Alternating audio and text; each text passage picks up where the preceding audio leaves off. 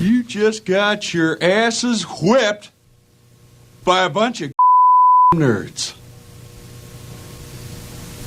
Nerds!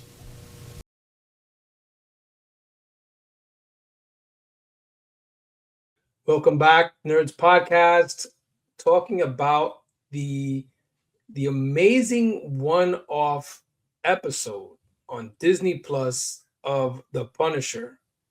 One Last Kill. John Bernthal is back, reprising his role as Frank Castle. And this was, I know it's a first on a lot of levels for Disney Plus to do something like this. Now, I know they got a lot of flack when they brought the Deadpool movies to Disney Plus. Obviously, very raunchy language. It's definitely not rated for kids. It's definitely not PG, without a doubt, because of his language, because of the violence in it. But this was something. They took it to a whole nother level with this one, and we're not going to break down any scenes here. This is just our experience watching this, because again, it was something different. It was a whoa, and it was 45-50 minutes, but this was just a whoa for me. Frank Castle is obviously not all there. They give a little bit of a deeper dive into his mental health, and it looks like it's not there. That's just really what I got from it. But then, of course, somebody described it as the Punisher as John Wick. And that to me was just like, okay. And then after I watched it, I said, okay, that makes a lot of sense. But he's got his own spin on it. It's not just like a carbon copy of John Wick, and he's just doing the same type of deal. But we see Frank Castle. We see the Punisher. This is not the guy that is just, hitting people with. He's not hitting people with rubber bands here. This is the Punisher that we expect. This is the Punisher that the fans expect. And for Disney Plus to put this out there, and of course they give the disclaimer before the show, like, yo, get ready, because this is not something you're used to on here. It's rare that they're gonna say, yeah, you know what, you can watch Moana, and then now you can watch the Punisher here do his thing, because on the same channel. Yeah. You're at the Punisher, but if you go down a couple, look, it's Moana and it's Toy Story. You're not gonna see that a lot of places. But great episode, man. I'm on the edge of my seat, and it's funny. It's you say great episode, when we talk about episodes, it's usually a series. And this isn't a series. This is just, it's very similar to the Adam Eve special on Prime. Yes. It's just here's one episode, because it's not even a movie, because it's not even over an hour long. So you can't call it a movie, but it's an episode. But Booba, hey, how was it, man? How was it for you? Because for me, it was something different. Would 100% watch this again, because there was a lot going on, and again, Berthol killed it. And before you go, I'm sorry to keep cutting you off. No, you're not cutting me off. I haven't even started yet. When after that transition period between the end of the Netflix and when we were kind of in limbo, not really knowing what they were going to do with Daredevil, with Punisher, with Jessica Jones, Luke Cage, they had asked him, would you play Wolverine? I think he would be amazing as Wolverine. I agree. And he kind of did I don't know, you know why? Castle's in my blood. Ooh, what an answer. Phenomenal answer. And he showed it. That's why when I saw it, I was like, yeah, yo, and he almost walked away from the role, because last year when we spoke about Daredevil Born Again, he was there, and he wasn't a fan of the direction they were taking the character, so much so that he was about to walk away. Michael Keaton didn't do Batman Forever because Yeah, Batman Forever, which is with Jim Carrey. He didn't like the direction Joel Schumacher was going because that was a different director than Tim Burton. So it happens, you know. And I think we're all lucky that this didn't happen with Frank Castle, because this guy seems like he owns the role, and we've gotten that from, you know, we've gotten that from Kingpin. You know, they've done a great job casting these major Marvel characters, and they've done a great job. And this is no different. So Puba, this was something special last night. Talk to me. This isn't Mortal Kombat. This isn't fan service at all, in my opinion. This isn't what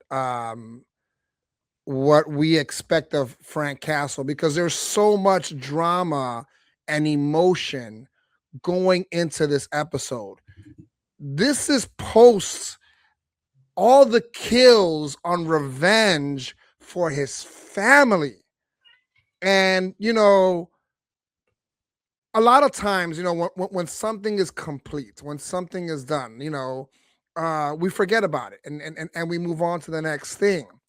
This was his family. This was his kids. This was his wife.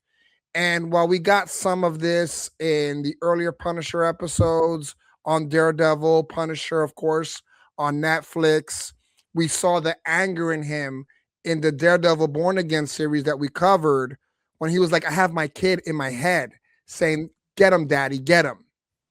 And what happens after all that is done, right? We've heard the old saying is just that, you know, while revenge is the sweetest thing next to getting something else, it's also we've seen this in the intro to Supergirl, like revenge doesn't fulfill you, right? And things of that nature. But revenge is all that Frank Castle had left, and what is left after that, right? And we get what that is, and we see this beautiful transition away from revenge to doing right. And it is amazing to see. It is gorgeous to see. We're talking about gasoline on the feet and fire and breaking through doors. And it is dramatic. It is exciting. It is everything you've ever wanted the Punisher to see in one shot. In one shot kill, one last kill. John Berthal is amazing as an actor with mental illness, with PTSD. He does such a phenomenal job. I know that he's Miss J's, who's on this channel as well, favorite character from Marvel, because it's no holds barred when he's in it, bro. There is nothing. I don't think John Wick can hold smoke to what John Berthal has for Punisher. And that's a big statement. I may get some flack from the people on this show that watch the show that may comment on it. But if you had to give me Punisher or John Wick, give me Punisher every single day of the week, because he doesn't need a suit made of Kevlar. He just needs Punisher. It is brutal. It is gory. It is bloody. It is everything. If you've ever read a full-on Punisher book or Punisher series, you understand the pain that this man is going through. And Pete, they absolutely delivered. From even Karen showing up, they delivered everything that you needed to happen. We've seen Berthal before. I was introduced to him in The Walking Dead. Shane in The Walking Dead. He's been in The Accountant with Ben Affleck. He's been in The Wolf of Wall Street. So he's definitely got a lengthy resume, but he definitely put in the work to this. I'll go back to an interview we had on one of the late shows, that he went to buy some Punisher comics, I guess, when he got the role, and the guy told him he didn't charge him, and he said, "Don't F this up." And that just shows, you know, the fans. And look, it's rare. It's rare that when the fans are all in on a casting, because then you'll have these people here and there who won't agree with it, whatever the casting is. But this one, it sounds like people were all in. for Berthol as Punisher, and I don't think they'll be disappointed going forward. This apparently sets up his state of mind for the Spider-Man movie. Didn't really tie into it like that, but from what I'm understanding is this sets up his state of mind. So when we see him in Brand New Day, we'll kind of know should be why full on Punisher. It Yes, should be exactly. full on Punisher based off of this one episode. And Pete, correct me if I'm wrong. Sorry to cut you off. I apologize, but I got to ask you this. Am I right by saying when he got the Punisher role, he went into a comic book store, and while he was looking through that, the guy at the store was like, bullshit, don't look at these. These are the comic books you need to read to understand the character. Yeah, that too, yeah. That's what did happen, correct? Yes. Okay. I just want to make sure that I don't have the information correct, because I read that he said it. I read that he stated it. And bro, there is, and we've had a private conversation, Pete. And one of the things that we do on this channel is we expose some of those conversations. And we had a conversation today prior to this episode, and it was like, bro, can you see anybody else reprising the role as Punisher in the MCU? No, not at all. So I'm glad he didn't. I'm glad he did not give up on this, and they gave him some creative control here, and it shows. And props to him, because he did a phenomenal job in this one episode that they blessed us with before a Brand New Day, so we can go forward. And also him, and I guess the director, there are hopes that there's a movie down the line. Who knows? It needs to be. I need more of what just happened on Disney Plus. I need it. I think a lot of people do, because it was great. It was great, and that's one thing that why the fans are so passionate, because they want to see these characters that they grew up on, they're fans of, that they love. They want to see them done justice on the screen, and when they're not done justice on the screen, they get pissed off. But I don't think you have to worry about that here. I don't think you have to worry about that going forward. This character is in good hands. I think we can both agree on that. Hopefully we get more, like we said, like I just said, with that hope, that their hope for a movie down the line. The rumor is that there's going to be a trilogy of Born Again, and that's going to transfer into a movie. Don't know if that's going to happen now with the low viewership, but Punisher seems like it was well received. Hopefully that movie ends up happening.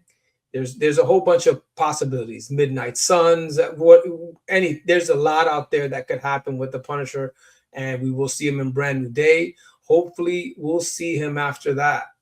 But enjoy One Last Kill, Disney Plus. Go see it. John Go Bernthal. support it.